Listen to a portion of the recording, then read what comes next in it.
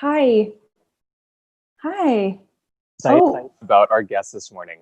yes. I'm so excited. We've been waiting so long to have her on the show, Well, and you're jumping right into it. I love I'm this. I'm jumping right into it because I Yeah. like I literally rode out of bed this morning. I had a shower.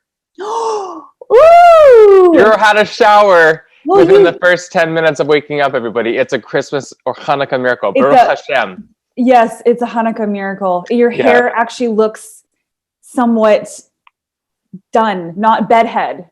Yes, exactly. Not I know. bedhead. Yeah. It's amazing how you can go from like this to this. Right? But it's different. Different is good. Something a little okay, no, just stop playing with it now. Okay, you've ruined it. It was perfect before. Okay, now it's better. No, not really. But that's Mhm. sorry. Just leave it. Leave it. Leave it. Oh my goodness. We Oh start. yeah. Yeah, Now I've just screwed leave it. it, my friend. Just leave it. Just leave it. It's just, and then I do the same thing. The more that I play with my hair, then the more it's like, okay, no, just leave it. Yeah. Yeah. So Yeah, it screwed it up. God damn it. Always take a woman's advice. I like how you said that. And see, now you're saying that and not saying always take your mother's advice. Yeah, because you're not my mother. I know, but I know you refer a lot of things to your mummy. So I I was just totally like, do.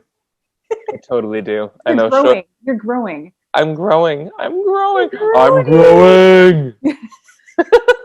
You're either growing or you're growing. Or yeah, exactly. Oh my goodness. Wow. Wow. Just wow. Well, happy Monday, y'all. I was just going to say that. Well, that's why we have a podcast. Crazy. Happy Monday. I was going to say that because usually I'm not so uppity on a Monday. Well, it's easy when I'm here, Well, you do make it better because you're positive right now. You're in a good mood. You're in a good mood. Whereas I was like texting Hero and I said, well, I only maybe have an hour because I've got so much work to do after this. So of course I'm already anticipating what's happening post podcast episode, which you just brought me right back into the present. So thank you. Okay, let's take a breath. Inhale. I can't do it right now. And sigh it out, friends. Sigh it out. okay. I love sighing. Speaking of sighing, my husband would always say, what's wrong if I was sighing? I'm like, no. Sighing is a good thing. It's not a what's wrong. It's like, I got to get it out. Better out than in, right?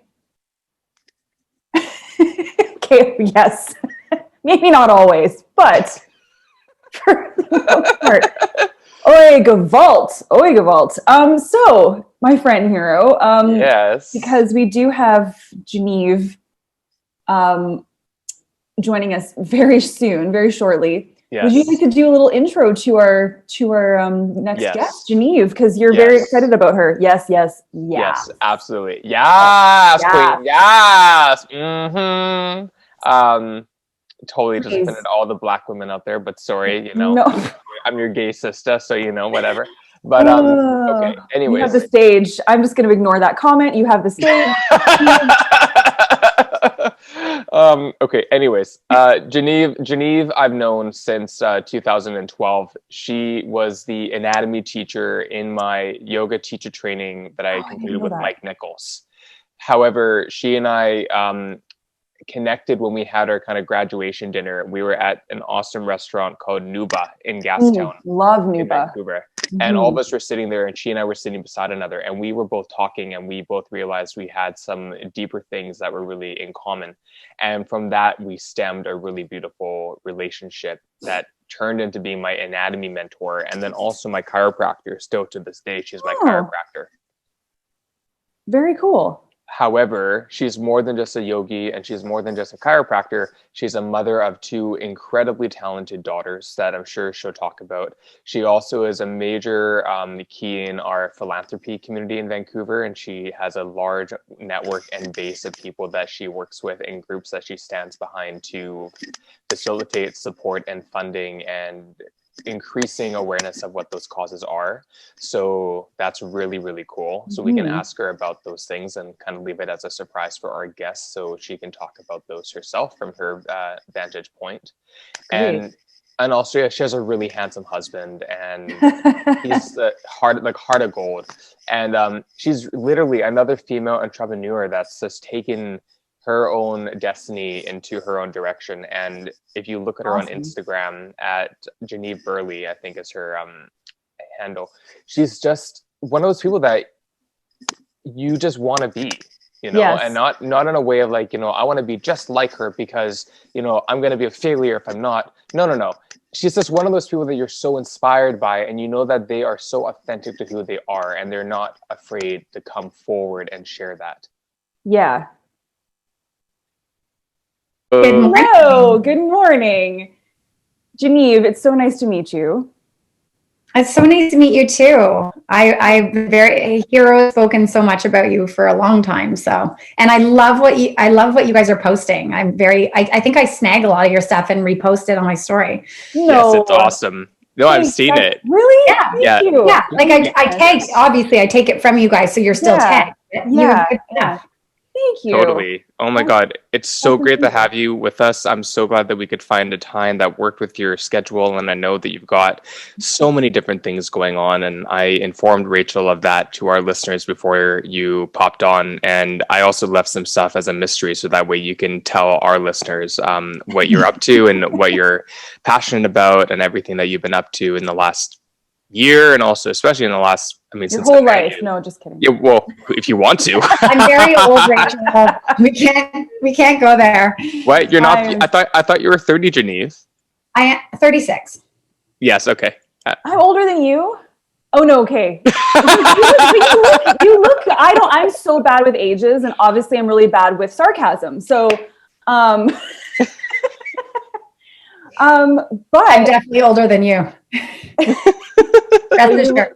I wouldn't know. So thank you. I wouldn't. But no, Hero did a fantastic little intro to you. And I had no idea that you initially met because you were the anatomy teacher at Hero. Where did you do your teacher training? With Mike Nichols. Okay, so it wasn't necessarily with a specific studio at the time. It was with Mike Nichols. Nope, that's why I did my training. I didn't want to go through a studio. Forget about that. No, I wanted to go through a private training, and it was in my apartment, so I had no ability. It in your apartment? Yeah, how far to go? Well, because Mike knew that I was going to run away if I didn't do it in my apartment, so he found a space that worked, and he knew that I wouldn't be able to get out of it.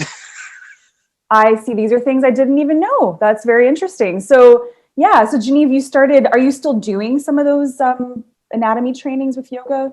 Yeah, interestingly enough, I just got asked to be in Bali in February, literally this February. And I'm like, not sure if that's going to happen. However, the same guy who runs the Sacred Fig training asked me to come to Portugal in July. And he said it was going to go. I'm like, no way it's going to go. And he graduated 18 people. So he's kept it going. I think he was even like, we'll just wait and see, but would you consider it? And I said, absolutely. So I don't know. I don't think it's going to go in February in Bali.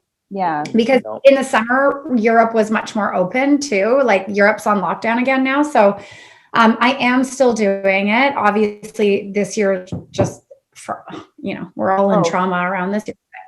Yeah. But I will still do it for like at one time I was like every 2 weeks I was doing a yoga teacher training. I was doing like one for one yoga and one for the yoga school. Did you do the 300-hour with them, Hero? With Vancouver School of Yoga? Yeah. Yeah, I did, but I think it was before that. I was the first training. So you came on, I think, the year after I finished. Yeah.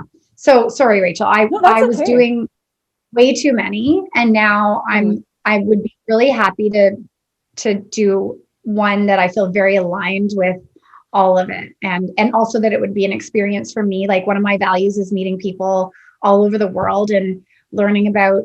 I love people's stories, so that's truly why I love going to Bali, because there's people from like Palestine. There's people we had a woman from Pakistan. We had lots of people from England. So you just meet a lot of people and learn. Yeah. And I'm definitely missing that for sure, for what's going on in this world right now. And just the, just to be able to have I mean, man, you know, all the things that we kind of took for granted, right? Like being able to travel so easily and all those kinds of things. It's interesting having to pull back from that. But yeah. Yeah, no kidding, right? In America too, that I think is like, I get shocked about the stuff that happens in the US. And then I wonder, like, I think travel is such a gift. And obviously you have to be very lucky and hardworking to be able to get to travel. Mm-hmm. But it's literally what creates empathy and love of other cultures and people. And so I think what's probably happened to a lot of people in the US is that they don't even leave their town that they live in. There's no sense of grace and culture and understanding of like the things that we all have together is that we love each other. You love your family, you love music, you love to dance, we love to eat, we love to cook. There are certain things that is cross-cultural, but you need to learn all of the things beyond that to have a greater understanding of the diversity of this earth. So anyways, that's a big dissertation on why I think the US is so messed up sometimes. No, you're right. You are right. Yeah. It's not even just the lack of education. It's the lack of just having opportunity and to go out. Yeah, you're right. You're right. But interesting how they call the United States the land of opportunity, don't they? It's something that's constantly spoken about, and maybe to some people it is. But actually, if you look at what's going on from our Canadian perspective, we might not have the same perspective on that either. No. Yeah. No, it's wow. Did we get deep so quickly? Yeah. Are you surprised? Hey, no, I'm not surprised. That's where we go. We just cut to the chase. We go real deep. Yes. Real juicy. Oh God, hero. Okay. Yeah. I love you. I really do. I love you too. So no, Genieve, I've got a bunch of questions to ask you. I'm super curious about, but one of the things that really, not hit the nail on the head, but really resonated with me, I should say, is I watched, I think you were more recently on, I don't know if it was CTV or you had an article or a news, and I think you just muted your microphone. I did because I wanted the sound to be really good. So when I talk, you're so cute. You know what? And it's actually been okay. And I can't hear but thank you. And the only reason why I asked is we've had people accidentally do it, and then they're trying to talk, and then I can't, and I'm like, I can't hear you. Yeah, understood. So no. Anyway, there was I guess you were being interviewed about not PTSD, but what am I trying to say? Postnatal or prenatal hormonal, changes, women that go through those kinds of things, but not even, post having the baby, but during pregnancy and what women go through. Perinatal and even reproductive mental health, because we want to also include the people that have not gotten pregnant, and there's a lot of mental health that goes around not being able to get pregnant. So we want to take out perinatal, postpartum, and say reproductive mental health, because that actually includes menopause too, because it's your reproductive system.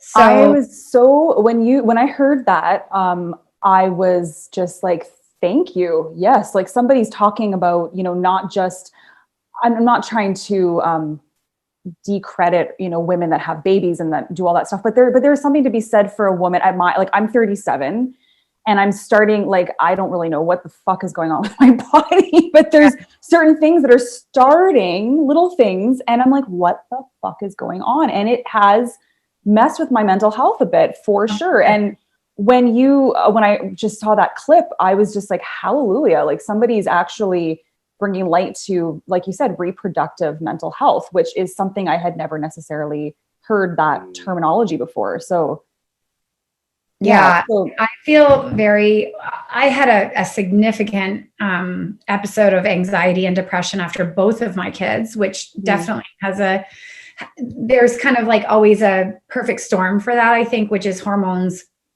and situation. I had a traumatic birth. I had no sleep.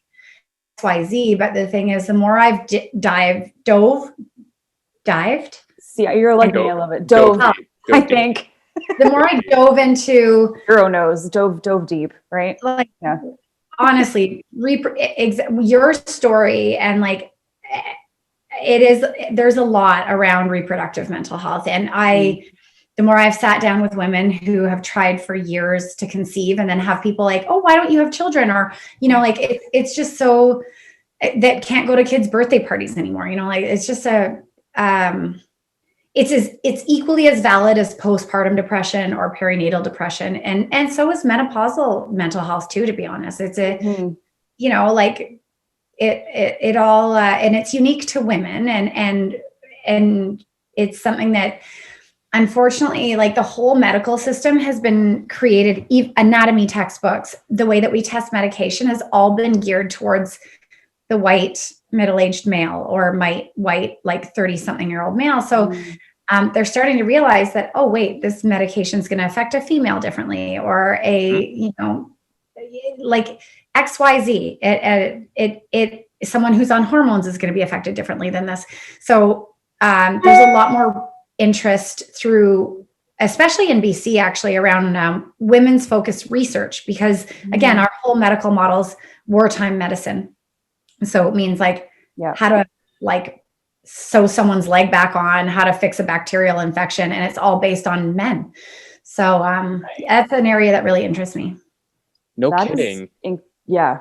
And again, what I want to also touch on is that I was saying to Rachel and to our listeners is that you're constantly, and you're similar to Rachel and I in that way, you're constantly growing and changing and evolving, and you don't sit still, in the sense that you don't just take what you've learned to a certain point and then you just sit on that and just continue regurgitating information. You're constantly working on your own self and then working on how you can help others.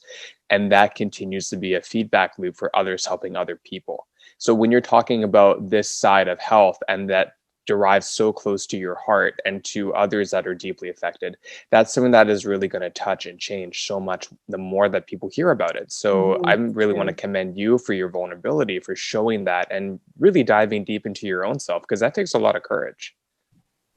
Thank you. Yeah. And it's, you know, I want to only be open because the thing is, I remember when I was in it, like just, I would do anything to find information of someone who had the same thing that I did and that they were okay, or they ended up okay. Like what I would do for that, I can't even put into words. And it takes being like very honest for someone to hear that, because, and you too, I can feel already like when someone's not speaking authentically, you can smell it, you can taste it, it's in your body. So absolutely.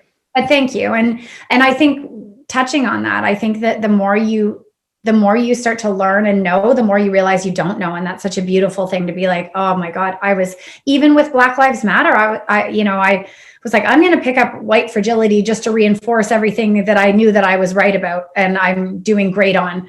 And I was like, oh, you know, and it's unnerving because I feel like I'm such a loving and evolved person. But then when you take it out of me and into the white body and the white context, it's like, yeah, it's interesting. So yeah, the more you know, the more you realize you don't know. Correct. And isn't it beautiful to know that ignorance is not necessarily bliss, but ignorance is an opportunity for you to actually become more aware and to be more educated. But also an honesty about your ignorance, though.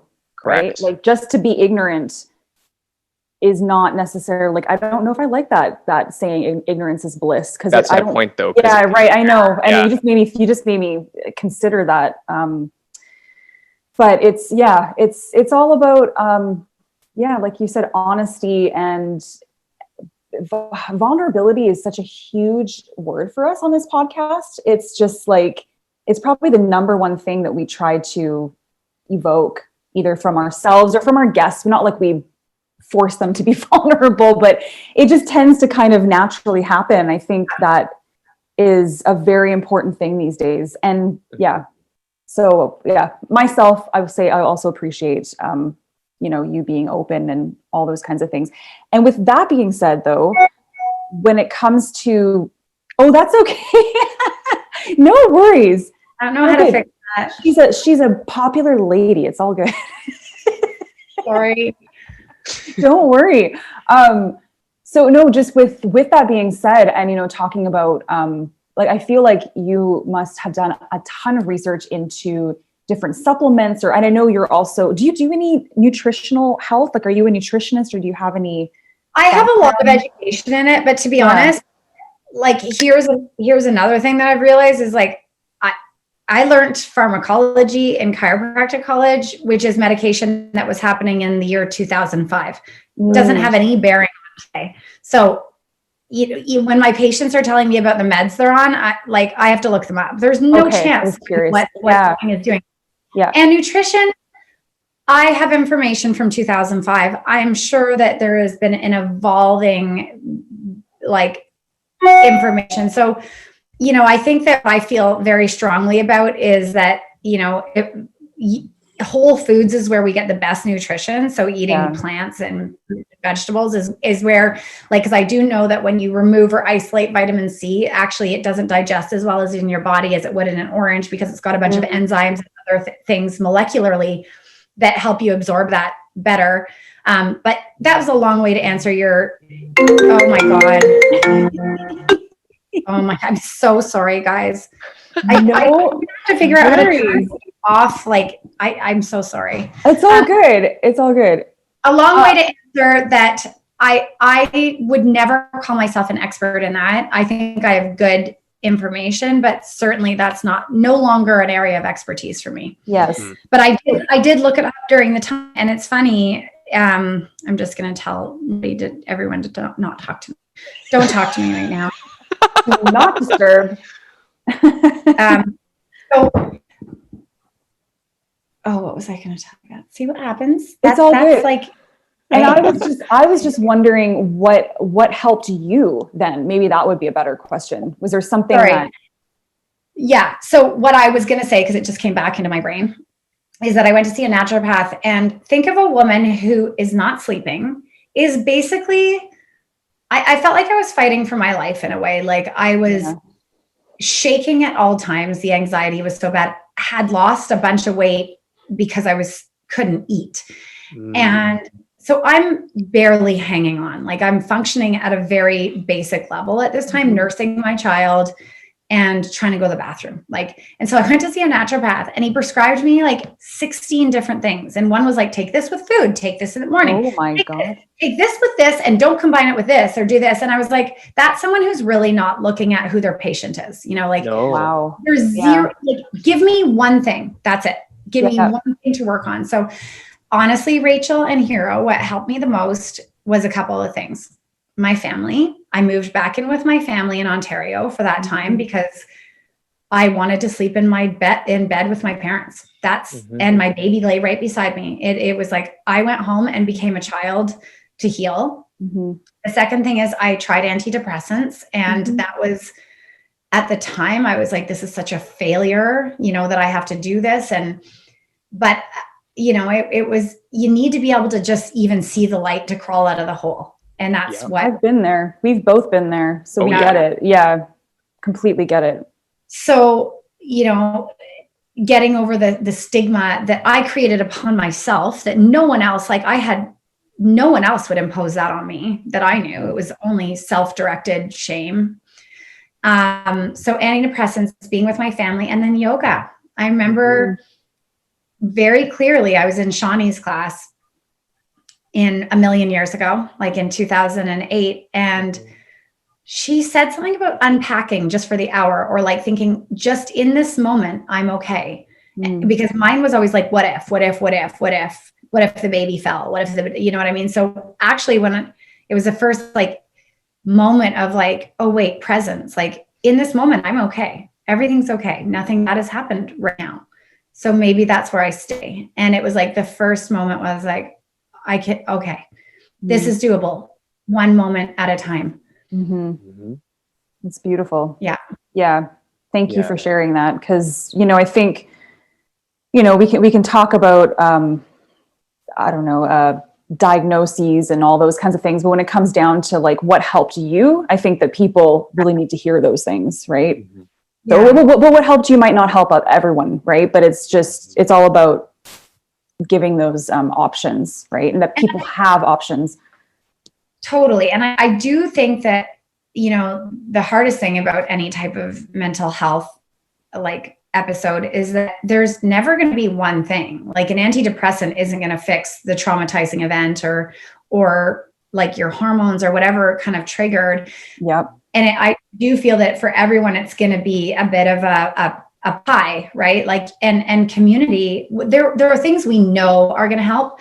Getting exercise, and that doesn't mean you have to be going to a spin class, but like maybe just getting out for a walk every day, and meditation, which is really hard when your brain does not want to let go of whatever it's clinging to, and good food and like family and community. Like so those things are going to be pretty integral to whatever it is. And then there's going to be other pieces that work for someone, right? Like actually, Hero, you'll like this. One of the things, because I had such like repetitive thoughts, was I started playing Guitar Hero, and that because you're activating a different center of your brain. Yes. I don't have time to be in repetitive thoughts and trying to get like voodoo child done. Yeah, exactly. Exactly. It's a different part of the neurocortex that gives you that stimulation. Even for me, last night, I was playing my Nintendo Switch Lite for 5 hours after work because it shut my brain off. I don't like, I've been in front of screens my whole life. Who cares if you're supposed to have 2 hours of, you know, suggested screen time? Like that's my reality, but that's what that it's not a numbing, but it's a, that's how I let my child out. Right.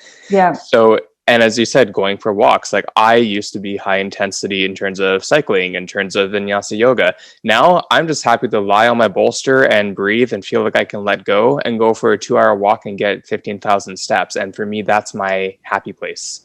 So we all have our own medication, and who's to tell us what our medication is meant to be for us? That's part of our own self-discovery. And it changes. It'll change. That's something that I've actually realized more recently is, you know, now just kind of going, like I said, my age already a million times during this podcast, but at my age now, just noticing certain hormonal things, what's worked for my mental health in the past, I'm noticing now is not working the same way as it used to. So I'm like, what do I do now? Like, I'm actually at this point right now where I'm like, well, I've never dealt with these kinds of hormones. So I'm a little slightly at loss. I'm trying to do the same things I always did before, but something else I think has to change. So that's, it's interesting. Just kind of realizing that. They're hard too. Like I've, you know, not to get too in detail, but like, you know, I've had menstruation since I was 15. I think I was late. And every single time I get PMS, I'm like, my life is ending. I am so anxious. I'm going down a dark hole. And it's like 3 days of that. And it's like, I still can't believe that it's like my hormones doing that. It's like, something's really wrong. Something's really wrong. Oh, I can't stop crying. Thank you for saying this. I was just feeling this like 2 days ago. And my husband's like, how, you know, and this is what, sorry, Hero, with men, I'm sorry I interrupted you, but like you literally you touched a nerve with me, because he's like, you should know your body by now. Like, how do you not know? No. It's been like this since you were like, you know, and I'm like, well. Hell no, Mr. Rosen. Yeah. That's my father, Hero. Sure. Your brain, it's the effect of the hormones on the neurotransmitters. And it's like, when you get cramps, you're like, okay, you know, so this is what that is. But when it's in your head and you're just feeling outside of yourself, it's like you want to find a worse answer than I'm just going through premenstrual system. It's like, no, I'm getting depressed. Something's really wrong at work or whatever, you know, like this isn't working, our relationships, you know what I mean? It's like something is really wrong because your brain's telling you that, but it is like the dance. Yeah, no kidding. And that's something that I will never be able to relate to. And so as males, doesn't matter about gender or sexuality in this case, how do we support the reproductive system that is in a cisgendered female's body? And even if you're not cisgendered female, if you have the female reproductive system. If you're taking the hormones too, you could experience it. If you're taking hormones. Yes, okay. So also equally as valid. Like I would imagine like a man transitioning would experience the same estrogen-related, progesterone-related changes, or true. Right. That's a good point too. Yeah. So just being able to be as educated and supportive in any human, any body that is experiencing those symptoms, it's so important. And to be honest, men go through it too. Like, because men have less estrogen when they start to go into, like the 50s and stuff, there is a hormonal change for them too. So it's, all of us have hormones, and all of us, when those hormones become imbalanced, it's going to have an impact on mental health. It's also going to have effect on digestion. It's also going to have impact on like adipose tissue and muscular development. So like, no one is immune from it, but some people experience much higher highs and lower lows. Yes. Yeah, absolutely. And one thing that I'm curious to ask you about, Genieve, is that you have two incredible, beautiful daughters who I've been able to see periodically through the years and how they've evolved and grown up and so forth. And so how do you, excuse me, how do you notice these correlations with your children? Not necessarily the subjects you spoke about, but in terms of how you show up for yourself in your life and how you model yourself for your children and educate and empower them to understand everything between these things. It might not even be things we talked about, but I think that's something important to touch on in the time that we have you here. Mm-hmm.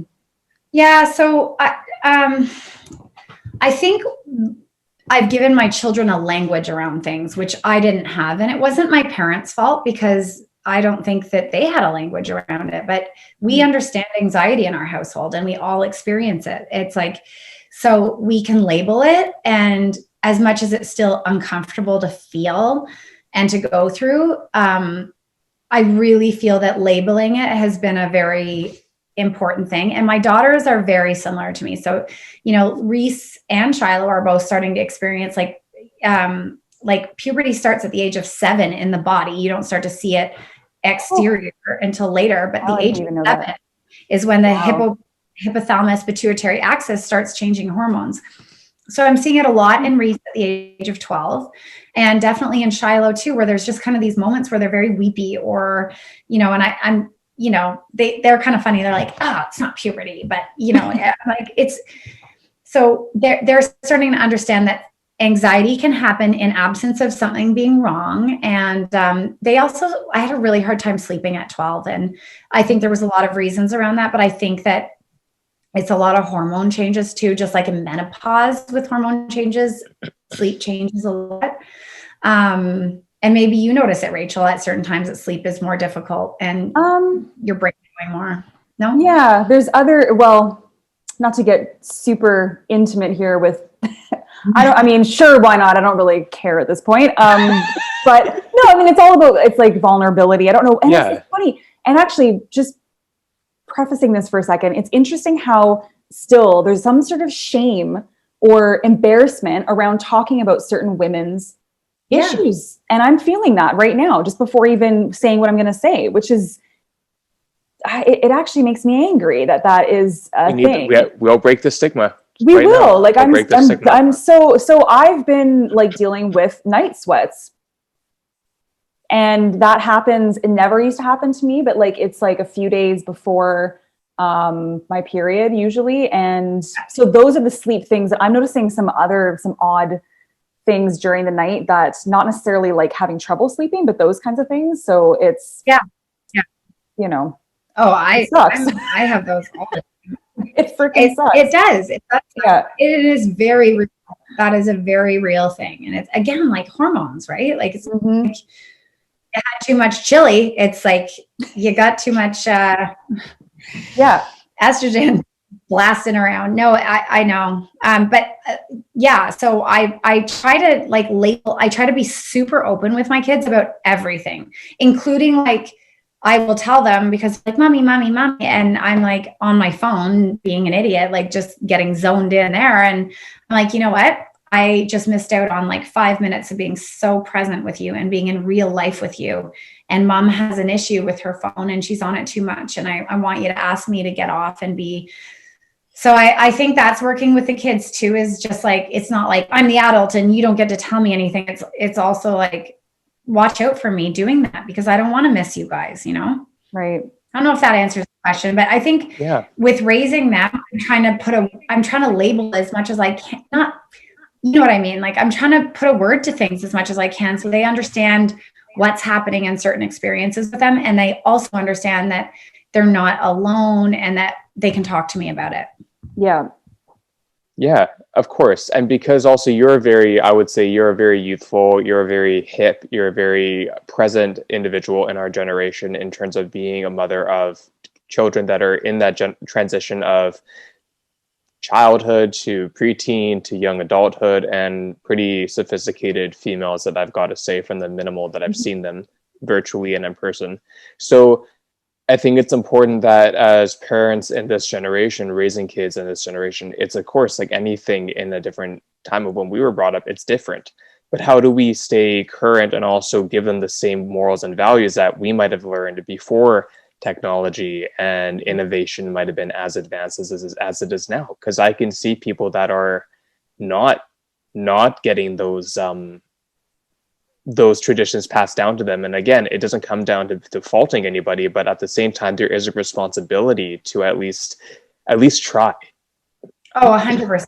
And this is what's very difficult is that it's uncharted territory. So I am very lucky in that my children have not been like cyberbullied or excluded to any certain degree, but it is happening. And it is like, it happened at Reese's away at ballet school. And she already had a big drama with, and one girl got completely excluded. Everyone's dropped her on Instagram, and it's such a small environment. It's such a tight environment there. And I don't know, it's uncharted territory really. And I think what I've tried to teach my children is that it's kind of embarrassing to be on your phone when you're with other people. Like that actually, to me, that looks embarrassing. Like you should really be connected to people. And when you're at dinner, you put your phone away in your purse. But don't you guys find, and I want to ask you this, that like when you don't have your, there is now an inherent expectation that you have your phone with you at all times.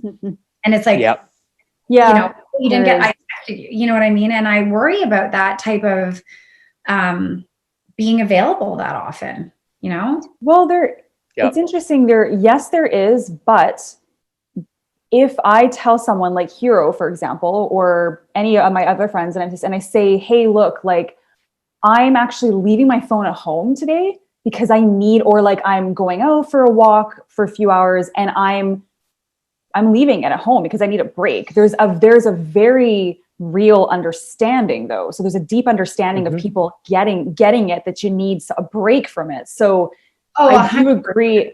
Yeah. So I agree with that, but I also agree with the fact that people are understanding to the fact that it's too much. So you need a break. So it's, but I know what you mean. Cause it's like, if you don't respond right away, I don't know if that's what you mean. Cause people just expect, or maybe the expectation isn't from other people on me. Maybe I panic when I'm like, I have like 16 messages on Instagram, 40 emails and 10 texts. Maybe there's this, like, do you guys get that where like you wake up in the morning and like there's an apprehension before you turn on your phone, or is this just my anxiety? I don't know. No, I've had that, especially when I was teaching 20 classes a week and having like 50 sub emails and feel like, oh my God, did I miss this? Did I get that? Do I need to send this out? Or I double booked myself. Not so much now because I don't have that same stress, but that's one equivalence where I'm like, oh my God, like, does this ever end? Like, can I just take a breath, please? Well, and I'm very OCD. So like if I have like a few unread messages, that's more my OCD being like, oh God, it's gonna collect to be more and more and more if I don't deal with this right away. Like I have to deal with this right away. Otherwise it's just going to compound and compound. And that's, I mean, I think that's more of my OCD personality, but you know, I do understand that 100%. Yeah. Well, and one thing I wanted to also ask you about, Genieve, as well, is that, I mean, again, there's so many more things. And I was saying, like, you know, you've been a professional athlete, you were a fitness teacher and yoga teacher. Now you're a teacher of the class by Taryn Toomey. You are still practicing very, in my opinion, very successful and talented chiropractor. You are a mother, you're a wife, you are a philanthropist. You are a spokesmodel in the sense of being an activist for causes you believe in. You know, like you're putting yourself out there, and I can see your eye language, but it's true. Like you're doing so many things things that I want to know about now that you just, I'm like, what were you doing as a professional athlete? What were you What was your? Too I old. might have just opened up Pandora's box, but Sorry, you know what? maybe I think it's important. You just named like a whole whack of things, and I'm just with pride, intrigued. Yeah. with pride and admiration. Yeah, I've worn a couple athletic hats. I'm not sure which one he's referring to. That's true. I wasn't specifying. Sorry, what was the question? Or were you just making me feel great? Oh, well, I was celebrating and gushing over you, which when am I not? But no, I was just kind of specifically curious about, you've been really passionate about philanthropy and standing up for causes, which you touched on already in our discussion so far. But I was curious to hear more of a couple of the other things that you've been talking about as well, and some of the opportunities you've had to be at different events or different abilities to speak on behalf of these different causes that you're really passionate about. And I think our listeners and viewers would be really benefited by understanding some of the things that you're working on right now with that, if you're willing to share. Yeah, agreed. Yeah, I mean, so I've kind of been on a voyage these past couple years to really I would like that to be what I set up for the rest of my life, as being involved in philanthropy. And philanthropy, I really had someone teach me very well that charity is giving money, but philanthropy is being involved. So we are very blessed in that we've worked our tushes off, and we're at a place where we're both making a good income, and we donate hundreds of thousands of dollars a year through a foundation that we created. Great. Who cares? Lots of people donate money. And we are in a space where we should, if we're donating 100 or 150,000 a year, then, Jeff Bezos should be giving away almost everything he has, in my opinion. There is such a disparity between somebody living in the downtown east side to where I live now in Shaughnessy. So I actually, money is something we absolutely should be giving away if we're in a position to, but more importantly is what needs actually ground up help. And so I've done everything from, I did Federation with my good friend Megan Laskin, who she is part of, what did we do the charity for? It was the lion part, Golden Judah. What is Fed? I'm really lost. Jewish Federation. Well, this is the Getting Juicy podcast, what so the I definitely. You're Jewish? No, I wish. I wish. You wish. She's definitely Michigan. She's definitely Michigan. I have a very close group of Jewish friends, okay. And they are they welcome me like I'm Jewish, but what I notice about the Jewish community is that they are right there to pick you up no matter what happens. They're right there. My mother dies. My friend Megan checked in on me every 2 weeks for 2 years. Yeah. And now she still is I know this is the day your mom, you know what I mean? There's just a real connection there. Anyway, so with my friend Megan, yes, we did I did a charity talk for Jewish Federation, but she has a specific area of that has to do with a golden lion. And that's where my ignorance is going to come through. I'm something about a golden lion. Hey, we're ish. We are ish. I have no idea what you're talking about. So that's totally okay. We're Jewish. So anyway. That's amazing. Anyways, very, very, very, very close Jewish friends who also educate me in many areas, which I love. But that was neither here nor there. So anyways, out of the things I've done, which is everything from cancer to Covenant House, what I realize I need to align with the most is cancer is so important, of course, but there's big money being donated to cancer, and it will always get money. And it is very important for cancer to get money, but I'm not worried about cancer. I'm worried about addiction and poverty and battered women. I'm worried about, LGBTQ community also living on the streets and addicted and marginalized. I'm worried about First Nations, I want, that's where more is needed, I think right now. So that's where I'm going to, and women's health will be something that I'm always very focused on. Just because a lot of the time women's health is diving into mental health, which is kind of the root of everything that I just named, so it is. That's what I want to do. I want to get my hands in where the most like voice ground at the ground level help is needed, showing up, giving food, or being a mentor, or giving them free treatment. I don't know how it looks, but I just know that that's where I want my hands to be in. Because the galas are amazing and they raise good money. But the thing is, cancer is always going to get money. Cancer's got a lot of money. Yep, true. it does. Yeah. It does. Yeah. No, and I think that's so incredible that you are so aware of what is happening to be successful, and then also realizing what you want to be even more successful, and knowing where you can contribute your time, your resources, and also your community to help advocate for those things that you do care about. And as a member of some of those communities as well, I think it's extremely important, because there are things that I will not have to go through that many of my community has or continue or always will.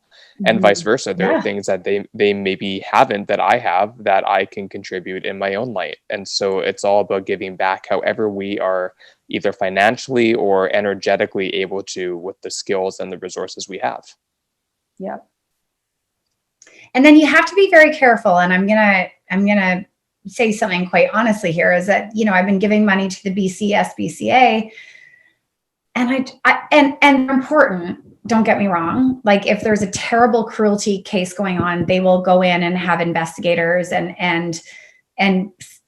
do the work in that way. And that's where I'm glad my money is going to. But like, I need to get behind something fully. And I feel like with the BCSBCA, first of all, I can't think of a better dog owner than me. I tried to adopt 7 dogs and I was declined or what do you call it? Denied or Really?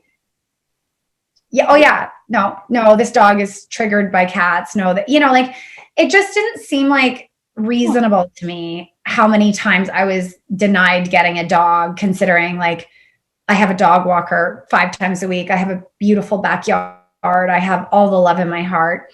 So that kind of is one thing. And then the other thing is recently? Yeah. Like 2 years ago. Oh, 2 years ago. No, because I was just curious, because I know that right now, for example, everybody seems to want pets, and it's like there's a whole thing with the pandemic, like everybody. So I wasn't sure if it was a recent thing and they're becoming like super strict, or they've always been like that. Interesting. And obviously you want the pet to go to the right owner. So I'm glad that they're discerning, but I'm like, I feel that I tick all the boxes. I was a dog owner for 15 years. Like anyways, but the biggest thing with them is that they are very supportive of factory farms still. Like, they go in and be like, this is an ethical farm. And meanwhile, like, they serve meat at their dinners. Like at the SPCA, out of anywhere, I would think you'd be like, let's do a vegetarian dinner, so we're not eating animals. So weird. And other people would disagree with me on this. So it's a little edgy, but to be honest, like, I don't think I can lean in there anymore, because I just don't agree with everything that they're doing. So I might also getting involved with any organization, you really want to know what they're doing. Like, is your money that you're raising going to pay someone's admin salary, or is it going, the lion's share of that money going directly to the people that need it? Because there's just some foundations are set up for a job, to pay low taxes. So it's a tricky kind of world. Yeah. Yeah. So no, and that's something that, I don't think a lot of people realize, as to having to delve in and do a lot of research before just giving, willy-nilly. So it's, something I never really considered necessarily, and we're also just bombarded with these days with charities and fundraising, and, and especially during the pandemic right now, I think more than ever. So you really got to be careful out there. And I'm assuming, I don't know for certain, but I would assume that there's a lot of scams out there right now too. Probably. Always. Yeah. Always, for sure. So, I mean, that's something to definitely, Well, Well, for sure. And even like, I think with COVID, it's brought such a light to the things that really are important and that matter. But then there's also that variance for the latter that you just spoke of too. So it's almost trying to, because you're in a vulnerable space, but you're trying to filtrate through what is something that you can contribute to that's going to make a difference, as opposed to what are you going to contribute to, but that maybe doesn't necessarily add up to your values as well as their values too. Like, you have to, sometimes you just won't know. You just have to trust your instinct on that. Yeah, completely. And so I want to go back to you being a chiropractor for a sec here. So you've been doing that for quite a long time. Did you say like 15, at least 15 years? 15. 15 years. How do you find, because I know, we talk a lot about we've talked a lot about mental health, but we've also talked about bodily sensations and how the two are very connected and married, essentially. So how do you find with your practice and how it's evolved probably with your chiropractic practice into, how you look at these issues with mental health? Like how you marry the two? And I guess my question is, do you find like what you do now with your practice, is that been very helpful to people with mental health with what you do in the body? Yeah. Like there's no separation between body and mind. And to be honest, Rachel, it's like everything that comes in my room has to do with emotional stress in the body, or like whatever is showing. So yes, someone could drop a weight on their toe and it breaks their toe. And that is not emotional stress. You dropped a weight and it broke your toe. Fair. Right. But 90% of what is happening in the body, whether it's an initial injury, but then the healing and everything is affected by emotional stress. There is zero teasing out of like emotional and physical. It's all one and the same, as well as immunity, right? Like, and I'm sure you guys would probably agree that the times that we do get sick is when we're low, right? Like if we haven't been working really hard, because we're exposed, well, let me say a caveat to that. We are not exposed as much to germs as we are because we are sanitizing the hell out of our hands, which is ruining our natural bacteria. And every surface is wiped like it's never been before. So you might not have had a cold in a year, but when life was normal or the way it used to be, when you guys would get a cold, it would likely be when there was a system that was depressed. So that there was emotional stressors and physical stressors, lack of sleep, maybe not eating as well, maybe drinking. That's when you get sick, is like, because all day we encounter bacteria and viruses all day. Yep. But what land and be able to grow in your body is when your defenses are down. So what I'm seeing in my practice right now is a very traumatized population, because trauma is defined in anything that came on too soon or too fast. And that's exactly what happened to all of us. So people are suffering very badly right now and showing up in their bodies, on top of the fact that they're working on their beds with their laptop and they're on devices way more than they ever have been. So there's overstimulation. So I've never been busier, and I'm really working on people, whether I say it or not, on like toning the nervous system through where I'm working a lot in the parasympathetic nervous system, where those nerve bodies live. Yes. So it seems like, because, I'm sure you've heard this about a million times being a chiropractor, but the first thing that I always thought about was cracking. A chiropractor is going to crack my neck. They're going to crack this or that. I'm going to hear lots of crunching and it's a scary thing and blah, blah, blah. But what I've learned over the years, and one of my best friends is also a chiropractor, and that's part of it. Like she'll still kind of do some of that, but it's become so much more deep fascia tissue release, those kinds of things. And I think there still is a little stigma for chiropractors to be super harsh. And that's like, this quick fix, but I feel like, especially now, and kind of what you're explaining is it's not really about that anymore necessarily. No, I don't feel like you do that either. And there's definitely some chiropractors that are just adjustment based. Right. But I think certainly the way that and again, I've been in practice 15 years, but my education was really evidence-based, which means that, yes, adjustment is beneficial, because what we want to do is get the alignment right. And whenever you do an adjustment and there's a release of gas in the joint, and then there's a realigning, there's a lubrication of the tissue. But what we want to do is set up the body so that when you adjust, it's going to stay that way. So Hero can attest that 90% of my treatment is soft tissue work, is working on muscles. And then when we do the adjustments at the end, and the muscle work is going to hold the space for that. So, and also I had great teachers, and it's just like the medical oath is first do no harm. So you don't want to get in there and create any harm in someone's body, which is, in my opinion, do anything that is aggressive or the body would take as a stressor. So everything I do, I'm going to do with the least amount of stress on that person's body, you know, like, if you go in thinking that the way I touch you is going to affect how your body responds to me. So if I'm hard, your body is going to become hard to me too. So it's like going in a way that, like, first do no harm. I'm not here to harm anything. And I'm here to work and release the fascia and the restrictions and align you so that you leave. And it's been an experience that your body's like, instead of like, it was hard or scary. Yeah. I love that.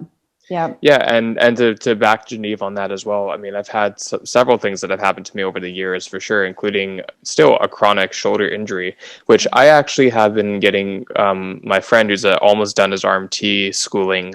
He's been giving me his case study.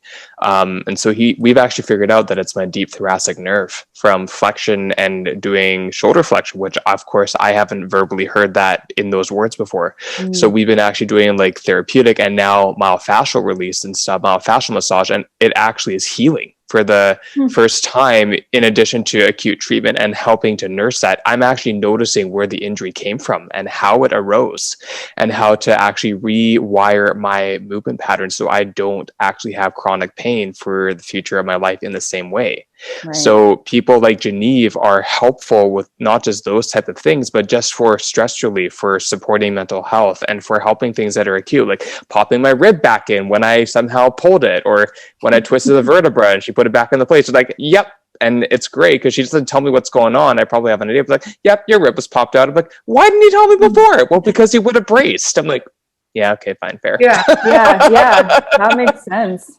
Yeah. So that's anyways, why you have different practitioners too, because you know what, like, I have a certain way of looking at the body and someone else does too. And I'm very receptive to like collaborative care because that's the best for the patient. Right. Yes. And the patient is the boss. So what really bothers me, I love doctors. I have a lot of good friends, but I really don't like the archaic way of like, I don't even like how I get treated by my medical office assistant. Like, she barely addresses me properly in emails. I'm like, this is not free care. I pay for care from a doctor. Yes. You are employed and getting paid because I pay taxes and I pay MSP to get this care. This appointment was $75, which I paid for.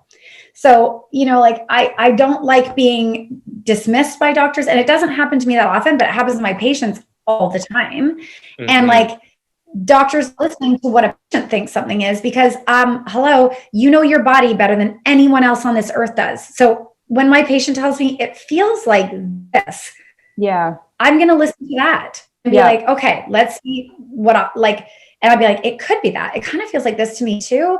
But to me, the patient is the boss of the care. And that's why I love working with other practitioners and the patient so that we get like a really good, all of us looking at someone's body in different ways and going with what the patient wants, you know? Patient advocacy is also really important to me because we are not trained to understand that you are the boss of your body. And like, I don't want to get into anything too inflammatory, but you have human rights over what is put into your body. You have choice, and you should always be in the driver's seat with any doctor. It's your decision. For sure. Totally. And I love what I was just going to say that too, to like be an advocate of your own body and of your own mind, but just especially of yourself, which is why, you know, and I'm knock on wood, I'm pretty lucky to have my GP because I can go to him and be like, he'll actually talk to me for like 25 minutes and I can tell him, you know, this is what I'm feeling, and he's like, well, I really don't, but he'll say, you know what, but if you feel like you need to get this checked out, we will check it out because you're telling me this. And it's so important to have someone that's in your corner like that. And rare. I'm telling you, like, what I hear from people, and it's almost like sometimes my patients are like, would you write my doctor a note suggesting this? I'm like, no, because as soon as I suggest something, there's going to be an ego battle. I said, why don't you bring it up? Have you ever heard of this type of investigation? Or maybe do you think I should get an x-ray for this? I'm like, because I have a great GP too. I want to say that. Mm-hmm. But a lot of the time there is this idea that like they hold the key to the castle and they, oh, okay, I'll give you that. Or no, I'm not going to let you get that x-ray or whatever. And it's interesting. I think it's still a very ego-based, very old boys club association. And I think there's a lot of growth to go to make the patient centered first. And I know they're educated that way.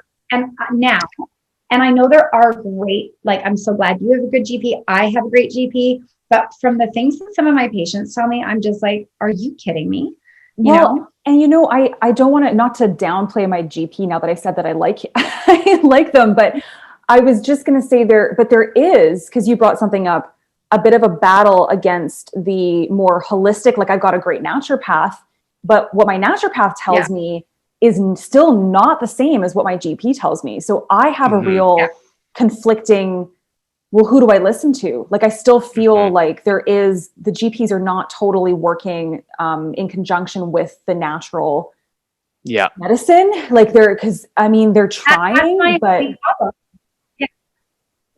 so. And some really are trying, but the thing is, you need to drop the ego. You need to have patient-centered care. And for you, it's like, listen to your doctor, listen to your naturopath, and kind of like intuitively listen to what sounds and feels right. If they're the same idea, but the patient should be the center of care. Yeah, for sure. And I've been very lucky, actually, like really lucky, that I landed the right personal team of wellness professionals so early in my life. And even before I started teaching yoga, but was just in the yoga community and happened to find Genieve because I found you through my training. And I knew that was a good personal connection, but the right medical connection and healing, which I still rely on. And actually, I'm definitely I need to come see you again soon. But also having a naturopath that is educated and so calm and gentle and so talented in what he does. And I am going to give him a shout out. If you are in Vancouver, Dr. Marr, Jason Marr, J Marr at Evoke Medicine. Yeah, First of all, he's beautiful inside and out, and beautiful overall. And he will not be offended by me saying that. He'll probably never listen to this, and if he does, hi. But anyways, he has helped me. He's helped me so much with my mental health, my digestion, my adrenal fatigue, and through acupuncture and IMS work too. But because he understands the Western and the Eastern medicine, which is very rare to find a naturopath that does have that balance. So when I can go to him and say, I've heard these things, or what are your thoughts on these things? I still take, a small amount of medication for my anxiety. And some naturopaths you would think would be like, yeah, like do that. Where he's like, yeah, do that. And we can also add these things and try these things, or we can reduce these things. And if they don't work, then there's no harm done. Just go back on that. Right. And so I'm very lucky that I have, two people, Genieve and Jay, who have been able to be my backbone for me actually growing up healthy through my 20s and now pushing my 30s. So it's important to have wellness professionals that have your back, have your heart, and have your body and your mind. And they're hard to come across. So if you find them, you need to hold on to them as much as you can without being dependent on them, because they are there to help you and hopefully for the remainder of your life. Yeah. And let's just bring this full circle and just like talk about the most beautiful thing is like what I don't know, Jason might know, you know what I mean? Like how we were talking about, like, the more I know, the more I realize I don't know, and to step into that humility and be like, they could really help you. Yes. And you know what I mean? And also having a team is like part of that pie too, right? Like, so, there's going to be different areas of your health that are going to be better supported by someone else. But like, if we look at it as collaborative, it's like the best of all worlds, right? Oh, huge. And business to business too. Even if it's not about that, it still is giving referrals. It's giving people that ability to have a combination. Because if you want like your fries, you got to have your soft drink. You can't just have the fries without the mayo. Like that's horrible. Like you're missing out. Or ketchup. Yeah. I still haven't eaten breakfast. That's my tradition before. I fast and then I record. It's 1:30 here.